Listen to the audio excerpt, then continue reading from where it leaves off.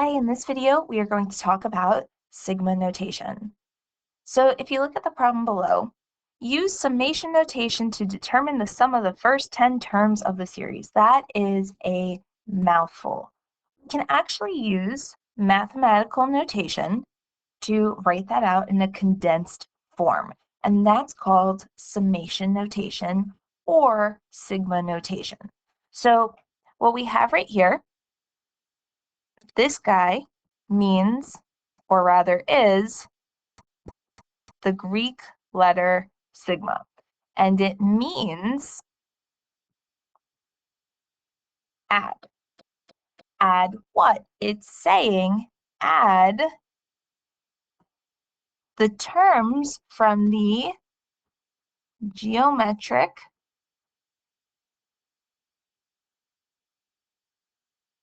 sequence. So instead of saying, hey, add these terms up for the series, we can just put a sigma in front of it, and that means to add. And it means to add from your starting term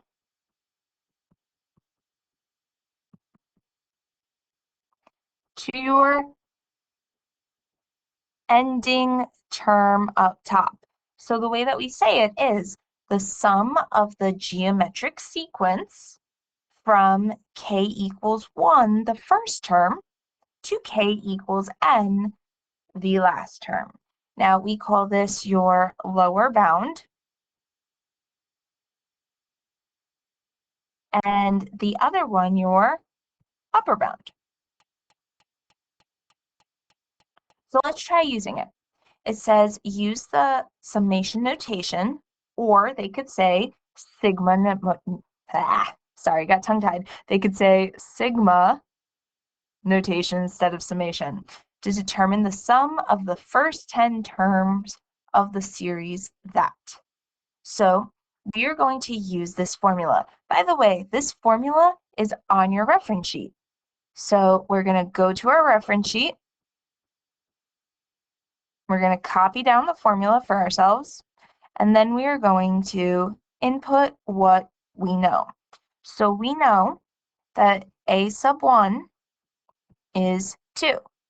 Hopefully we learned from the up above examples, because this one's very similar, that we are multiplying by 3. So r is equal to 3.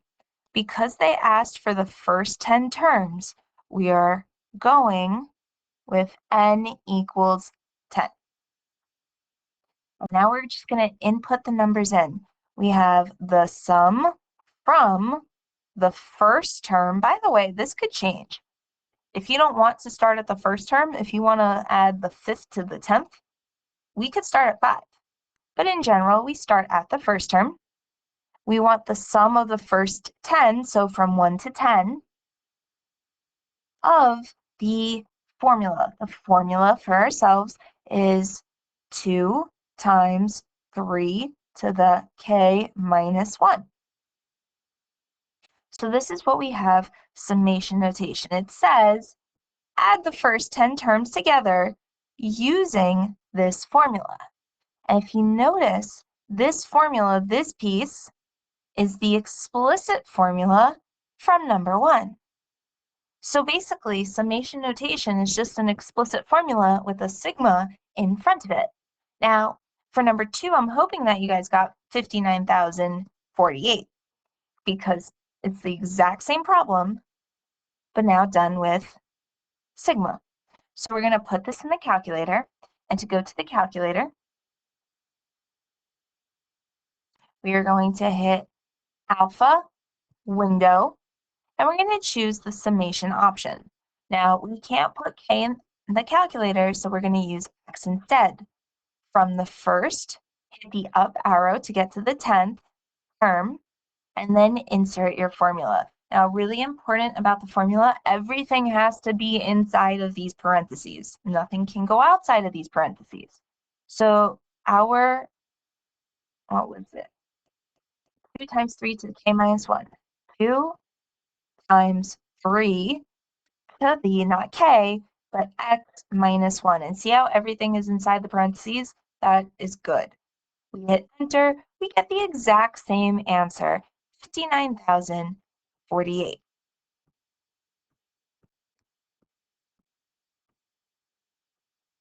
Okay, we're going to try another one. Use summation notation, which means use sigma to determine the sum of the first 13 terms in the series. So we're going to go to your reference sheet and we're going to copy down the formula.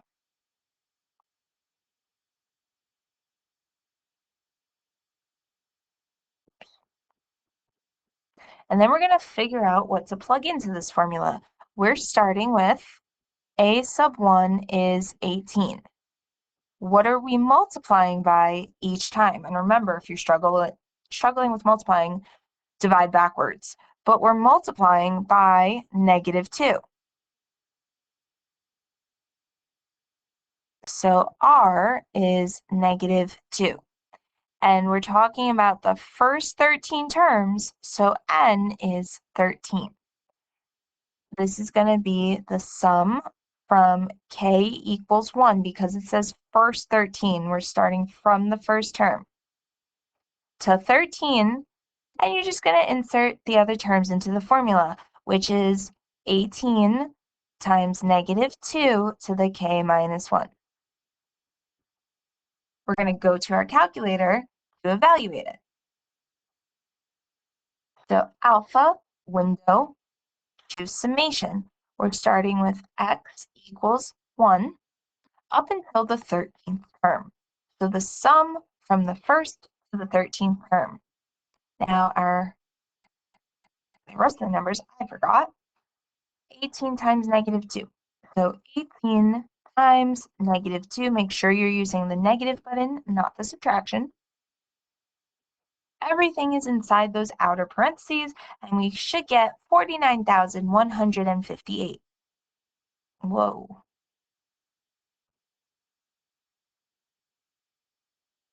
And of course, you could use the geometric series formula that we were doing today in class. However, this problem specifically asked for sigma notation. So if they say use the formula, go with the top one. If they say use summation notation or sigma notation, we go with this new bottom one. Notice how it's only for geometric series. We don't do arithmetic series when you have sigma. Anyway, now let's try number 5. Evaluate the sum of the series without a calculator. We're going to do what the calculator does, but by hand. Now, this is saying you have this pattern. This is your sequence. And it's saying to add up all the terms.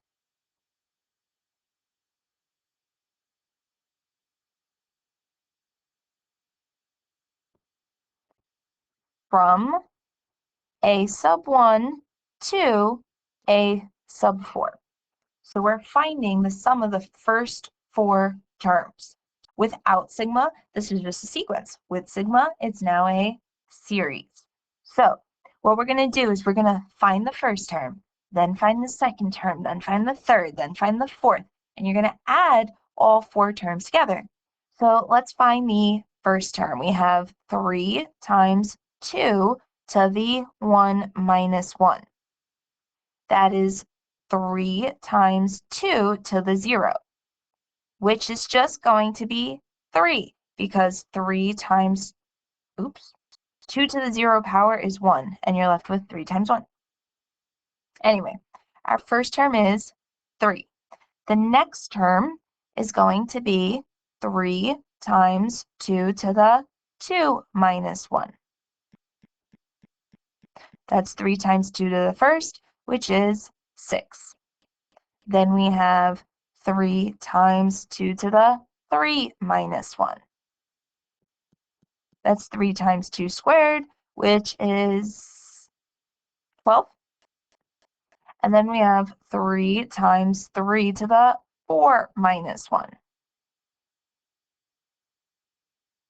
which is 3 times 2 cubed, which is going to be 24. Now I stopped because I plugged in 1, which is what we were starting with, your lower bound, and then I ended with 4, what we're ending with, which is your upper bound. So I found the first 4 terms. Because there's a sigma in front of it, we add all of these together.